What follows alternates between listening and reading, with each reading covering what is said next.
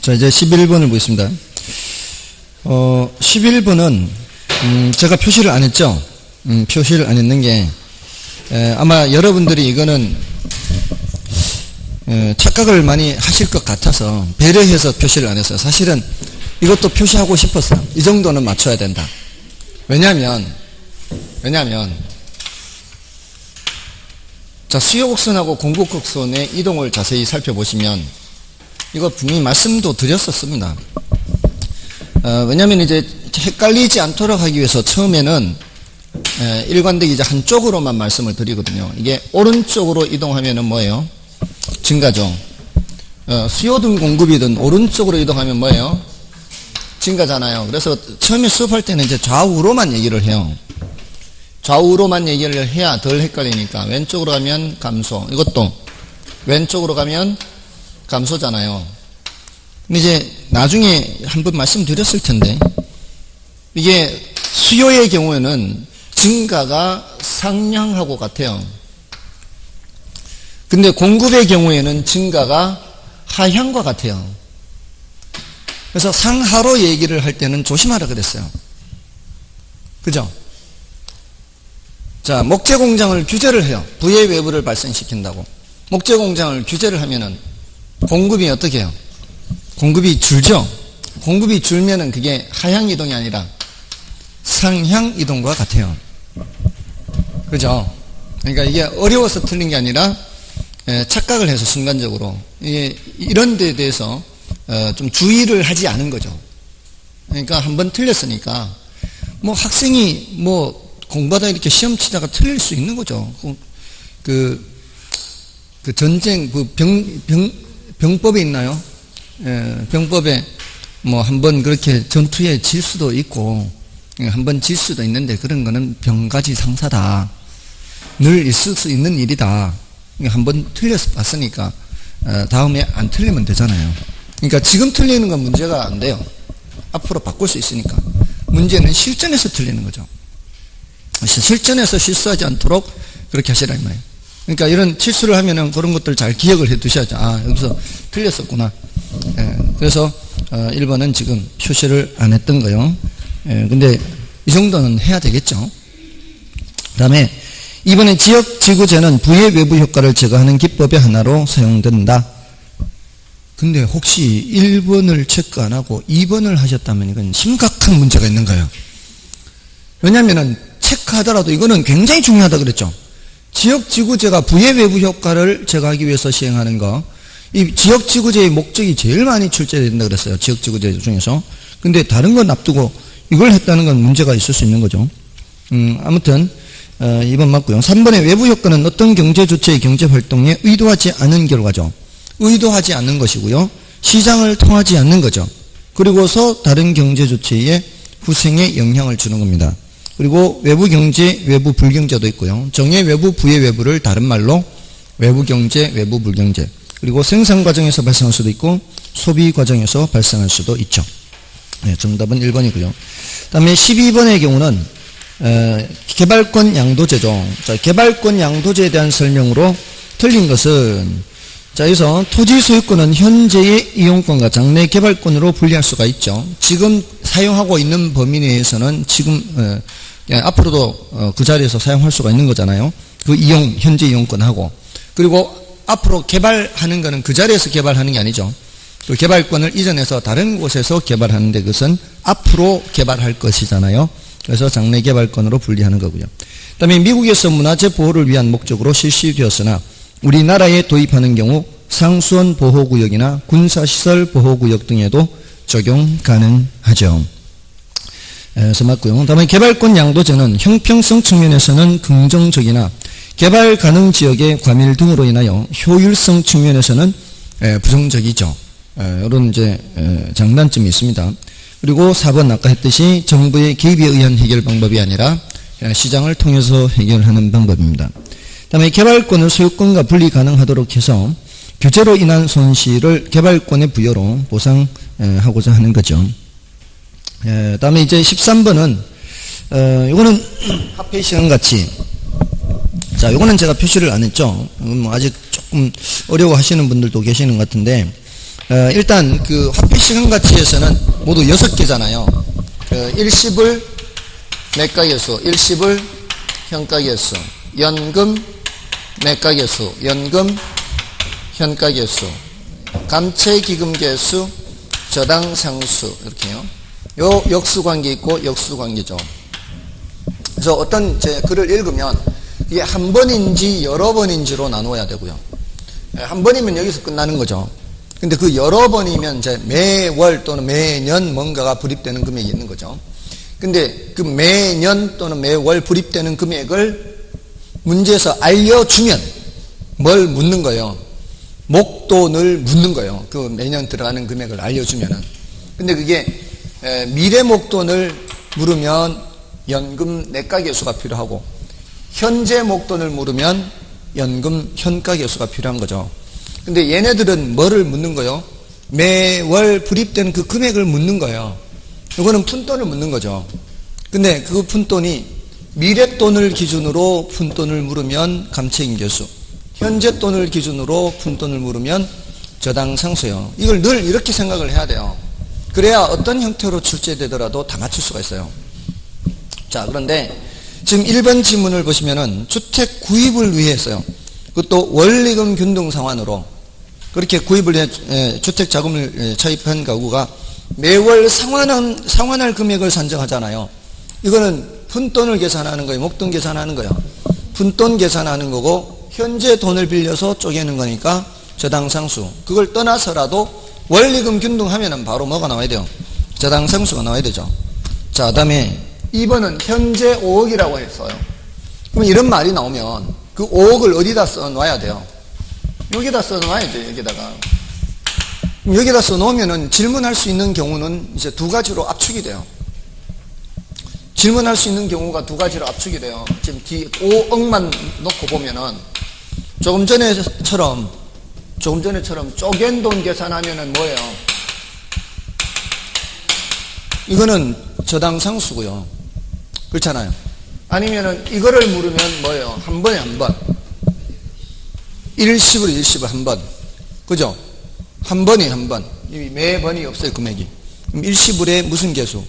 매가계수, 미래계수. 이건 뭐, 안 어렵잖아요. 그죠?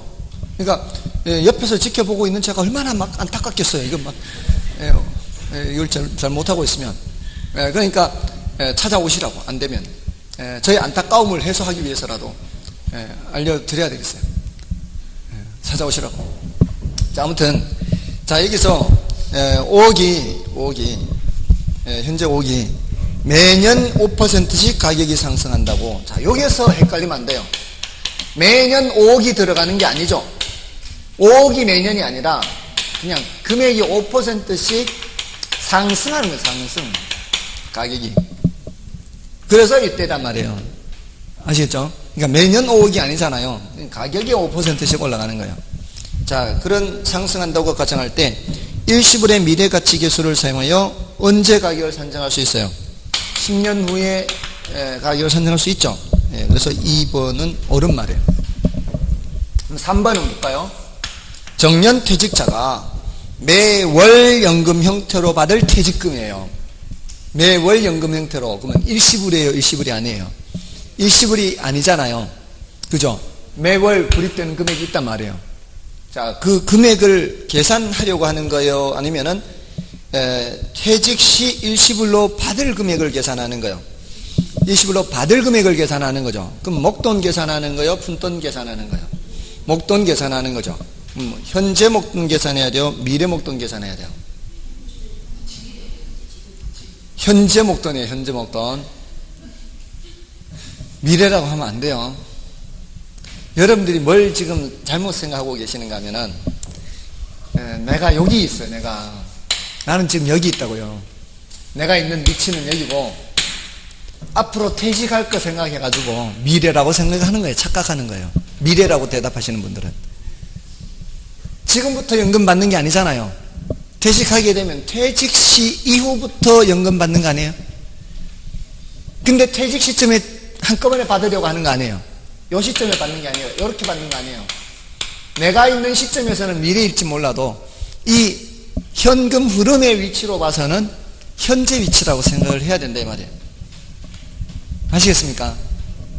그래서 연금의 현가계수라고 해야 돼요. 그래서 이거 3번 하신 분들은 그런 착각을 한 거죠. 그렇죠? 그렇게 했나요 정말로?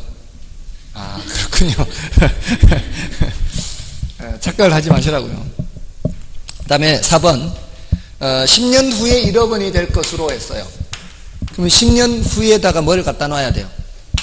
10년 후에 1억을 갖다 놔야 돼요. 이게 매년 말 1억이에요? 10년 후 1억이에요? 10년 후 1억이죠. 매년 말 1억 아니잖아요. 그러니까 10년 후에 1억을 갖다 놓으라고요. 자, 10년 후에 1억을 갖다 놓으면 이것도 둘 중에 하나예요. 이거를 물을 수도 있고요. 이렇게. 또 뭘 물을 수도 있어요? 쪼갠 걸 물을 수 있잖아요. 맞나요? 이쪽으로 가면은 이렇게 되면은 일시불이 나와야 돼요. 일시불 무슨 계수? 현가계수고. 요거는 미랫돈을 쪼개는 거죠. 미랫돈을 쪼개는 건 감책임계수. 이렇게. 이제 조금만 더 연습하면 될까요? 네. 자, 이거 어려운 거 아니에요. 이거 어려운 거 아니에요. 한 번이냐 여러 번이냐 나누고 그 여러 번 중에서 목돈을 묻느냐 푼돈을 묻느냐 이렇게 하면은 쉬워요. 안 되면 오늘 남으세요. 아시겠죠? 오늘 점심 먹고 나머지 공부해야 돼요. 자, 다음에 5번 지문은 연금의 현가 계수는 감치임 계수 역수가 아니라 저당 상수 역수죠. 정답은 3번, 2번이었고요. 그 다음에 14번은 뭐예요? 임대료 규제 계산이죠.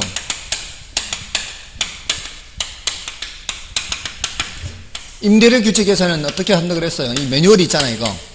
첫째, 규제 가격을 대입하는 거죠. 둘째, 대입한 결과가 수요량이 공급량보다 더 많으면 뭐고요? 초과 수요 얼마 대답하면 되고요. 수요량보다 공급량이 더 많으면 뭐예요? 아무 효과 없다. 이렇게 하면 되죠. 여기 초과 공급 얼마 이러면 돼요, 안 돼요? 이러면 안 된다고요. 임대료 규제에서는 초과 공급으로 계산이 된다는 의미는 규제 가격의 위치가 시장 가격보다 높은 곳에 있다 이런 뜻이에요. 그럴 때는 아무 효과 없다요. 간단한 거죠. QD는 얼마예요? 1300 마이너스 3P고 QS는 200 플러스 2P 해서 규제 가격의 위치는 250이에요. 대입을 하면은 250 곱하기 3이니까 750이고 1300에서 750을 빼면은 550이고 이거는 250을 넣으면 500이고 더하면은 700이고 자 그러면은 공급량이 더 많죠. 그래서 아무 효과 없다 해야 되는데 초과 공급 150 이러면은 안 된다 이 말이죠. 됐나요? 쉽죠? 이거는 그냥 숫자만 대입하는 거잖아요. 그죠? 아무리 숫자만 보면은 울렁증이 있어도 이런 거는 좀 그래도 해야 하잖아요. 글자를 읽을 수는 있잖아요. 문제는 읽을 수 있잖아요. 문제를 읽고 판단하면 되잖아요. 읽고 계산을 하라는 게 아니고. 이제 말 안 들을 태세네. 그 대답을 안 하는 거 보니까 뭐라고 얘기를 못 하겠네. 다음에 15번은 자 이거 보세요. 아까 3번 보세요. 3번 적합의 원칙은 내부 구성 요소의 결합이 적절해야 부동산의 유용성이 최고로 발휘된다. 내부 구성 요소 이렇게 나오면 돼 안 돼? 이게 안 되잖아. 이게 적합의 원칙은 내부 관련 원칙이니까 그게 무슨 원칙? 균형의 원칙이고요. 그래서 3번 틀렸고 1번은 기여의 원칙 나오죠. 기여의 원칙 할 때마다 제가 이거 많이 그렸죠. 이렇게 이거 그랬죠. 이거 앞토지 소유자한테 만큼 사가지고 자료형 토지 이때 요 가격을 시장 가격으로 살 수 있다 없다? 시장 가격을 못 사고 한정 가격이다. 요 한정 가격이 얼마가 되는지는 요 뒤 토지 가격 상승이 얼마나 높으냐 낮으냐에 따라 달라진다. 그 기여하는 정도 기여하는 정도에 따라 달라진다. 그러면서 이게 병합 분할 가능성에서 나오는 얘기다. 이렇게 했다고요. 그래서 얘는 병합 분할 가능성하고 이렇게 다 관련 지어서 이렇게 했다고요. 됐나요? 자, 근데 그 지문의 내용이 조금 이제 어렵게 되어 있는 것은 그 용도 다양성도 나와 있잖아요. 그죠? 그것은 이런 측면이에요. 어떤 토지를 사용을 할 때 이런 용도 저런 용도 다양하게 사용할 수 있어요. 예를 들어 제가 갖고 있는 땅에 뭐 원룸주택을 지을 건지 빌라를 지을 건지 아니면은 경우에 따라 점포를 지을 수도 있죠. 자, 이렇게 어떤 용도로 지을지를 판단할 때 어떻게 해야 제일 좋은 거예요? 그 가치가 가장 높도록 해야 제일 잘 이용하는 거 아니에요? 그 최유효용이잖아요. 그러니까 그 여러 가지 용도 중에서 그 가치가 가장 높도록 기여하는 정도가 가장 높도록 해야 되겠죠. 그게 이제 용도가 다양하니까 또 가능한 얘기예요. 그런 것도. 그래서 이 병합 분할 가능성도 얘기할 수도 있지만 용도 다양성도 얘기할 수 있다 이 말이에요. 다음에 2번에 적합의 원칙과 최유효용 원칙은 부동산 고유의 가격 원칙이라고 할 수 있어요. 이 고유라고 쓰는 이유가 뭐겠어요? 동산에는 적용이 안 된다는 뜻이에요. 적합의 원칙은 뭐 때문에 동산에 적용 안 돼요? 부동성 때문이죠. 여러분들은 한번 생각해보죠. 자동차 같은 거 인근 환경에 영향을 받아요? 동산은 환경에 영향받지 않잖아요. 고정되어 있으니까 영향받는 거 아니에요. 그 다음에 용도 다양성도 마찬가지예요. 최유효용.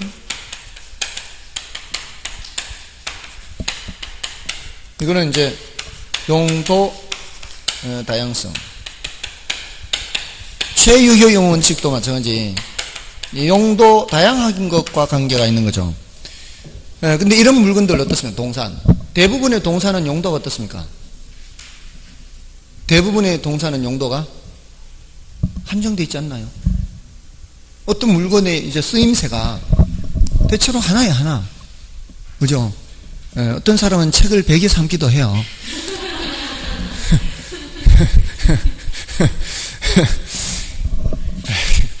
아무튼 근데 부동산은 다양해요. 그래서 이 두 가지는 부동산 고유의 원칙이에요.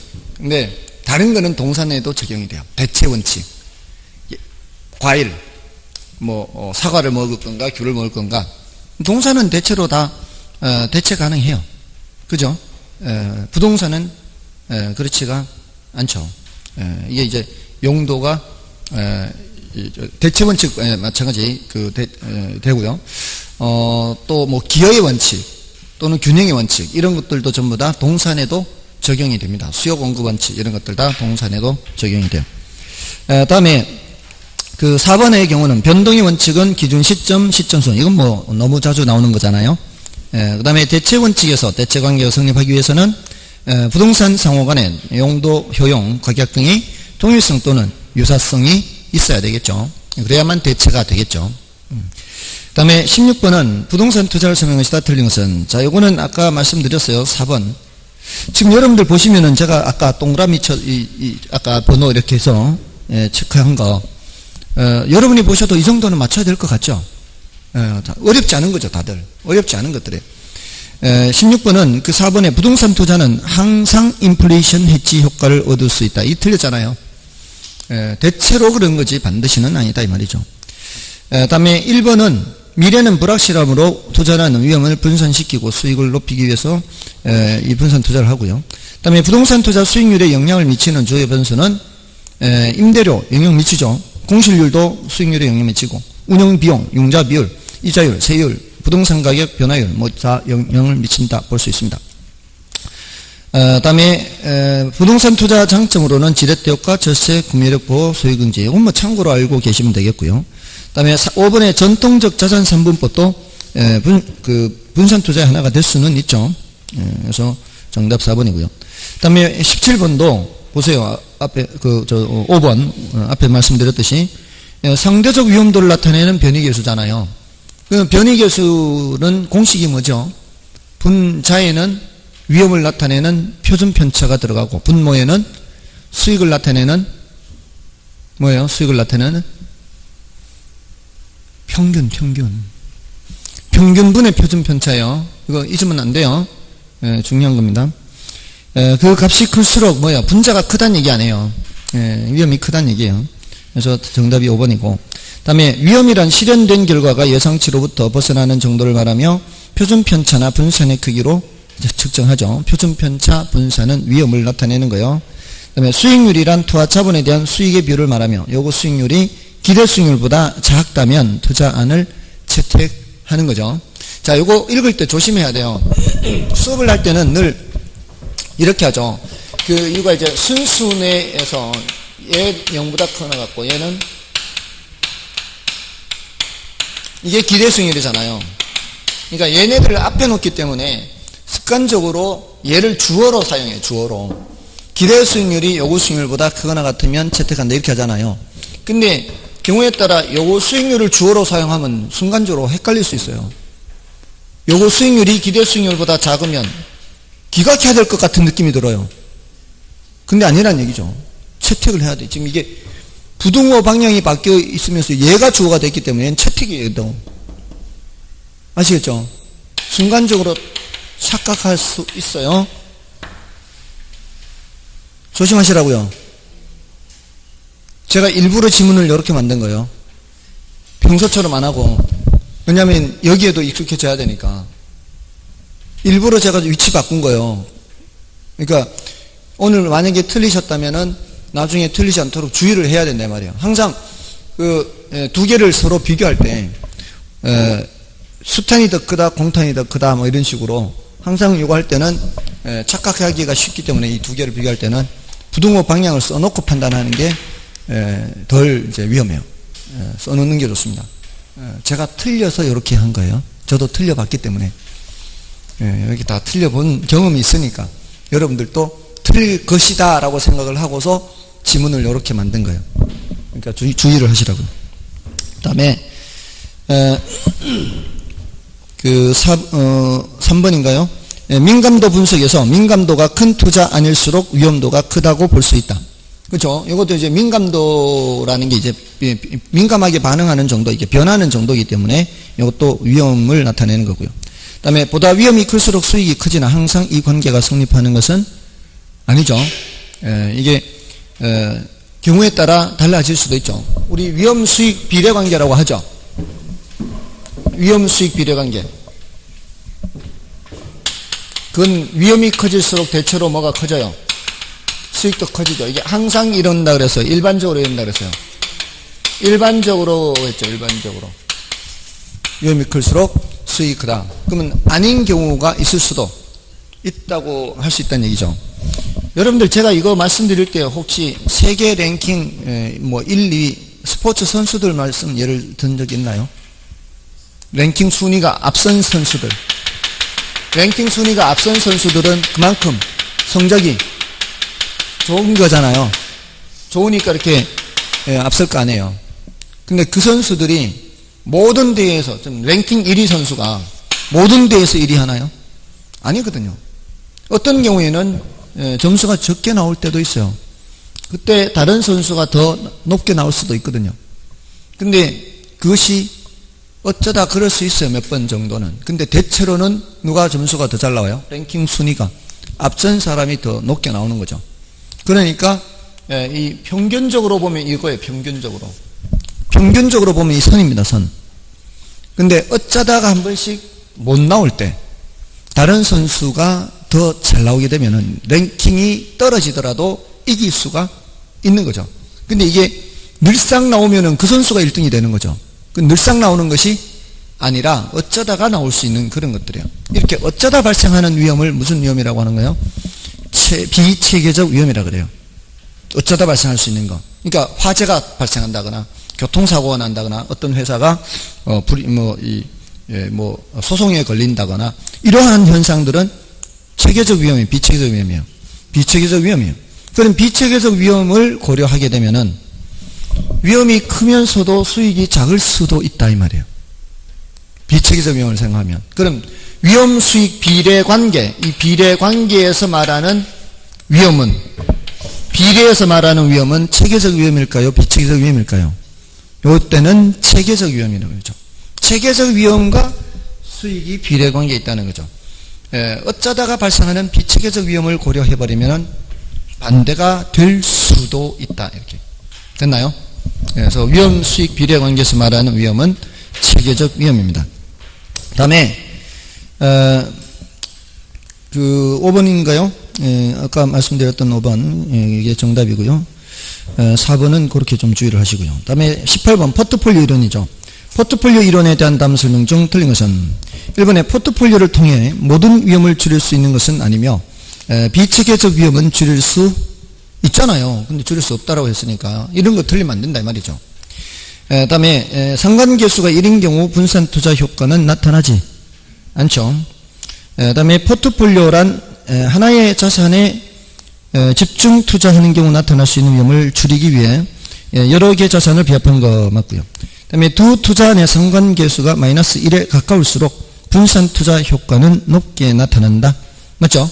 그러다가 마이너스 1이 되어버리면은 비체계적 위험을 완벽하게 줄일 수가 있는 거죠. 0까지 줄일 수가 있습니다. 그 다음에 전통적 자산 3분법도 포트폴리오 한 가지나 최적의 자산 배합을 보장하지는 않는다는 문제가 있죠. 정답은 1번이고요. 그 다음에 이제 19번은 자, 요거는 이제 표시를 안 했는데요. 그 이유가 의외로 3번 지문에 대한 그 첫 번째 표현, 그 표현에 대해서 잘 캐치를 못 하시는 것 같아요. 근데 몇 번 나왔는데 이게 경제 주체들이라고 하면은 누구를 말할까요? 수요 공급자를 말해요. 수요 공급자들이 경제 주체라고 하면은 이제 경제학에서는 이제 수요자와 공급자를 말해요. 여기에 이제 경우에 따라 정부를 집어넣을 수는 있어요. 가끔 가다가. 대부분은 누구를 말하는 거예요? 대부분은 이제 수요자, 공급자를 말하는 거예요. 이 사람들이 모두 뭐를 예상하고 있어요? 가격 상승을 예상해요. 상승 예상. 상승 예상하면은 수요자들은 어떻게 해요? 수요를 증가시키고 공급자들은 줄이잖아요. 이 소리는 수요 곡선과 공급 곡선이 모두 이동하는 거예요. 지난주에 균형에 이동해서 1, 2, 3, 4 했잖아요. 지난주에는 1, 2, 3, 4 위주로 말씀을 드렸어요. 지금 여기는 지금 뭐도 이동하고 뭐도 이동하는 거예요. 수요도 이동하고 공급도 이동하는 거잖아요. 그럴 때 지금 5번이 수요 증가, 공급 증가 이거였어요. 수업 시간에 이론 정리할 때. 6번은 수요 증가할 때 공급은 감소하는 거고, 여기는 수요가 감소하면서 공급이 증가하는 거고, 여기는 수요가 감소하면서 공급도 감소하는 거였죠. 이럴 때 균형량과 균형 가격을 묻는 거잖아요. 이러면은 둘 다 증가냐? 여기는 증가잖아요. 근데 여기는 알 수 없다가 된다 그랬죠. 그 변화를 알 수가 없다. 알 수 있으려면은 이쪽이 더 큰지 저쪽이 더 큰지를 얘기를 해야 알 수 있다 그랬고요. 자, 근데 여기서는 두 번째는 수요 증가나 공급 감소 모두가 가격 상승 요인이에요. 가격 상승 요인이기 때문에 여기는 당연히 가격이 상승합니다. 근데 그때는 여기를 알 수 없어요. 알 수 있으려면은 이쪽이 더 큰지 이쪽이 더 큰지를 문제에서 얘기를 해줘야 되고요. 근데 여기서는 마찬가지로 뭐를 알 수 없고요. 경량을 알 수가 없어요. 근데 둘 다 가격 하락 요인이에요. 그러니까 여기는 균형 가격은 당연히 하락이에요. 둘 다 하락 요인이 동시에 발생하기 때문에. 자, 여기서는 감소 요인이 동시에 발생하니까 균형량이 감소하게 되고요. 균형 가격이 어떻게 될지 알 수 없다가 되는 거죠. 그러니까 지금 이 문제는 수요가 증가하고 공급이 감소하기 때문에 6번에 해당하는 거죠. 6번에 해당하기 때문에 균형량은 그 변화를 알 수가 없어요. 그죠? 그러니까 이런 걸 틀리면 안 된다는 거죠. 이런 걸 틀렸다는 거는 지금 둘 중에 하나죠. 경제 주체들이 모두 가격 상승에 대한 기대를 갖는다. 이 말 뜻을 몰랐거나 아니면은 이 내용을 모르거나. 근데 이것도 알고 이것도 아는데 이걸 모른다는 거는 어디 연결고리가 뭔가 문제가 생긴 거죠. 그러니까 그런 것들을 체크하시라고요. 내가 이 내용 자체를 모른다. 아직. 이 내용 자체를 아직 모르면은 여기에 해당하는 이제 동영상을 더 듣거나 해야 되는 거죠.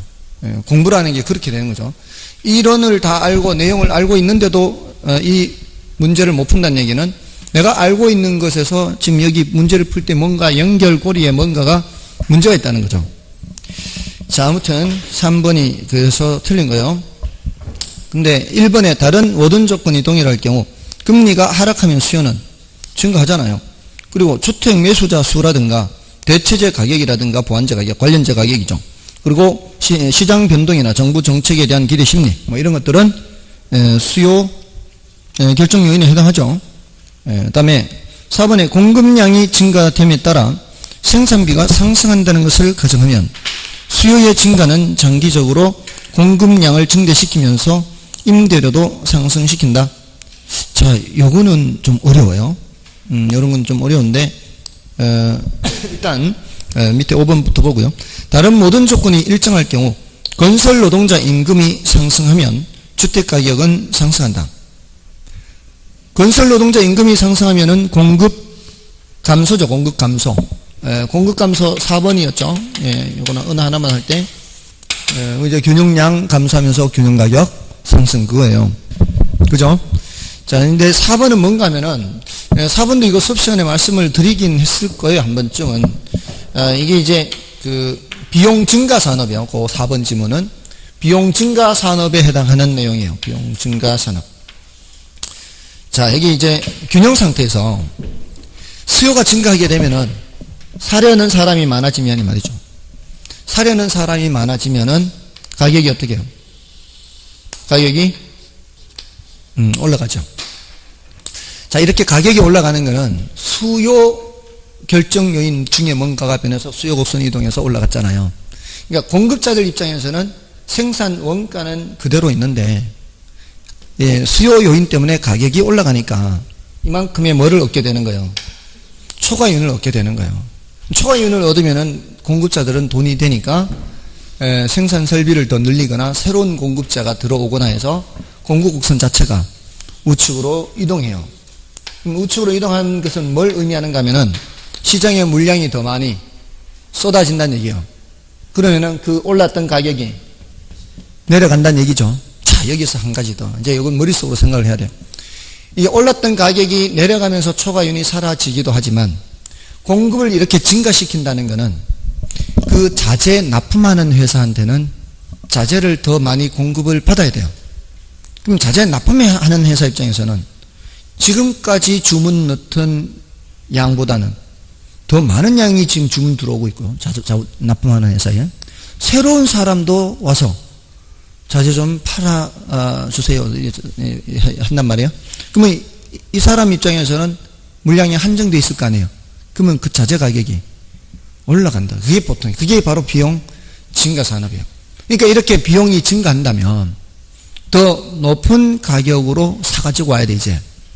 제품을 만드는 입장에서는. 그러면은, 물건을 만들어 내놓으면은 제품 가격은 떨어지는데, 원가는 올라가. 이러면은, 옛날 원가에 못 맞춰요. 옛날 원가에 못 맞추고, 이게 이 정도쯤에서 멈춰야 돼요. 여기까지 못 온다고요.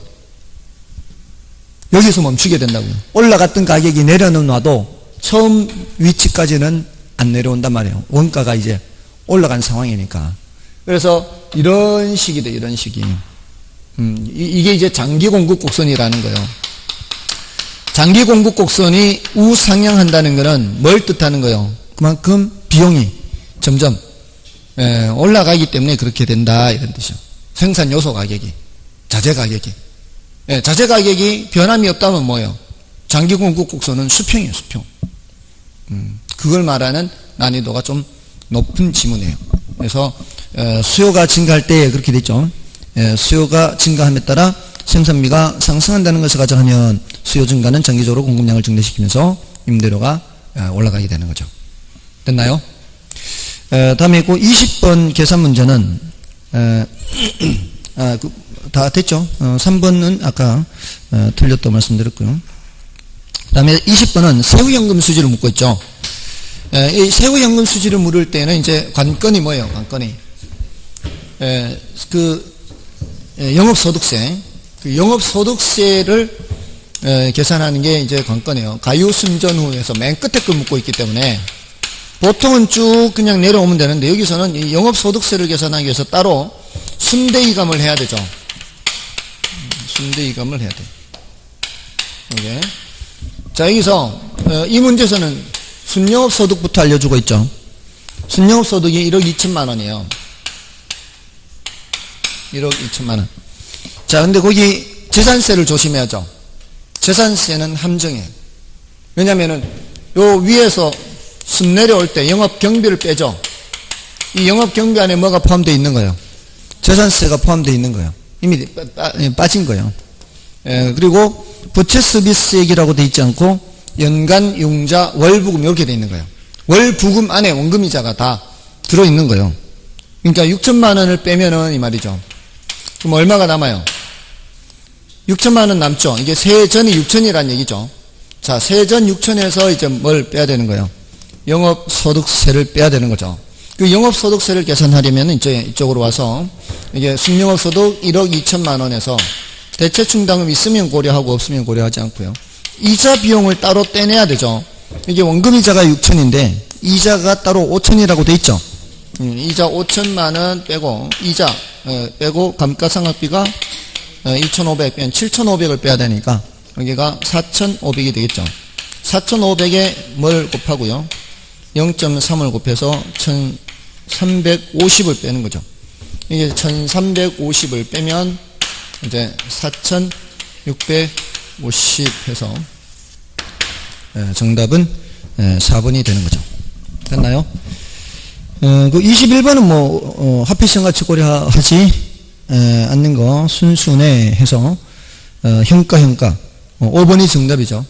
또 순순의 순을 또 순소득 순수로 가면 또 안 되죠. 설마 그러진 않겠죠. 그렇게만 외우면 또 5번을 또 순자 해가지고 그러면 안 되죠. 아무튼 그렇고요. 그 다음에 22번 계산 문제인데요. 자, 이 22번 계산 문제는 지금 보세요. 읽어보세요. 현금 흐름이 다음과 같은 투자 안 중 순형가법으로 판단하는 경우 타당한 투자안을 묻고 있죠. 순형가법으로 타당하다 타당하지 않다 판단 기준이 되는 건 뭐예요? 0보다 크거나 같은 순형가가 0보다 크거나 같은 거죠. 자, 순형가가 0이라는 게 투자자의 요구 수익률이 딱 만족되는 수준이라고 하지 않았었나요? 순형가가 0보다 크면은 요구 수익률이 만족되고도 남는 게 있다는 얘기잖아요. 지금 이 문제는 순형가 크기 순서를 묻거나 하는 문제가 아니고 그냥 타당한 것이 뭐냐를 묻고 있죠. 크기 순서를 묻는다면은 정확하게 그 숫자의 크기를 알아야 돼요. 그래야 이제 나열을 하죠. 근데 이거는 타당한지 타당하지 않은지만 묻는 거는 그렇게 어렵지 않아요. 왜냐하면은 지금 거기 할인율이 제시가 되어 있죠. 할인율 10%가 바로 뭘 의미하는 거예요? 요구 수익률을 의미해요. 요구 수익률. 순형가법에서의 할인율은 뭐라고요? 순형가법에서의 할인율은 요구 수익률이라고. 그걸로 할인하라는 얘기는 그걸로 할인해서 그 값이 0이면 거기에 10%가 딱 만족되는구나. 예, 순형가가 0보다 크면은 뭐예요? 요구 수익률보다 높구나. 이 소리 아니에요? 자, 그러려면은 할인을 한 후에 빼야 되잖아요. 근데 그렇게 하지 않아도 돼요. 여기서는 간단한 방법이 있어요. 왜냐면은 이게 우리는 10%가 만족되는지 안 되는지만 알면 될 거 아니에요. 그럼 지금 그 투자 금액이 A가 4,500 투자되죠. 4,500 투자되면은 10%가 얼마예요? 450이잖아요. 그 450만큼 수익이 나면은 타당한 거고 안 되면은 타당하지 않은 거잖아요. 그럼 4,500에 450을 수익을 내면은 4,950이잖아요. 돼요, 안 돼요? 되지. 그러면 두 번째는 5천만 원을 투자하는데 5,500은 돼야 될 거 아니에요? 안 되잖아요. 그 다음에 3,800은 380은 돼야 되죠. 안 되잖아요. 그러면 2,000은 2200이 돼야 되잖아요. 넘죠? 됐나요? A와 D가 타당한 거다 이 말이에요. 이렇게 쉬운 방법 알려드리면 어디는 막 박수도 쳐주더라고요. 꼭 이렇게 또 옆구리 찔러 저를 또 받아야 돼. 자, 그러니까 이럴 때는 그렇게 할 수 있어요. 그러니까 이 개념을 알고 계시란 말이에요. 개념을. 뭔 뜻인지 아시겠죠?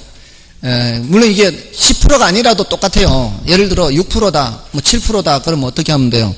그 5천에 곱하기 1.07 하면 되죠, 그때는. 그렇게 해서, 아, 이게 되는구나, 안 되는가, 그것만 판단할 때는 그렇게 하면 돼요. 그건 수익성 지수도 마찬가지예요. 수익성 지수법으로 판단할 때도 그 곱하기 1.07에서 그거보다 크면은 지수가 1보다 큰 거예요. 아시겠죠? 그러니까 타당하다 타당하지 않다만 판단할 거면 그렇게 하면 되고요. 그 크기 순서를 물을 때에는 해야 돼요. 숫자를 알아야 되니까. 아시겠죠? 그러니까 아, 이런 방법으로 하는, 이런 때는 이렇게 하면 간단하게 푸는구나를 생각하신다. 됐죠? 좀 쉴까요? 좀 쉬겠습니다.